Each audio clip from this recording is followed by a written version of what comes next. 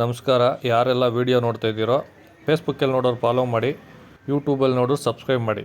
ಹಾಗೆ ಒಂದು ಬಾಣಲೆ ಸ್ವಲ್ಪ ಎಣ್ಣೆ ಹಾಕ್ಕೊಂಡಿದ್ದೀನಿ, ಒಂದು ಈರುಳ್ಳಿ ಸಣ್ಣ ಹಚ್ಕೊಂಡಿದ್ದೀನಿ, ಸ್ವಲ್ಪ ಶುಂಠಿ ಬೆಳ್ಳುಳ್ಳಿ ಪೇಸ್ಟ್ ಹಾಕ್ಕೊತೀನಿ, ಬೆಳ್ಳುಳ್ಳಿ ಹಾಕ್ಕೊತಾ ಇದ್ದೀನಿ, ಸಣ್ಣಗೆ ಹಚ್ಕೊಂಡಿದ್ದೀನಿ, ಸ್ವಲ್ಪ ಕರಿಬೇವು ಸೊಪ್ಪು ಹಾಕ್ಕೊಂಡಿದ್ದೀನಿ, ಹಾಗೆ ಒಂದೇ ಒಂದು ಟೊಮೊಟೊ ಹಚ್ಕೊಂಡಿದ್ದೀನಿ ಹಾಕ್ಕೊತಾ ಇದ್ದೀನಿ.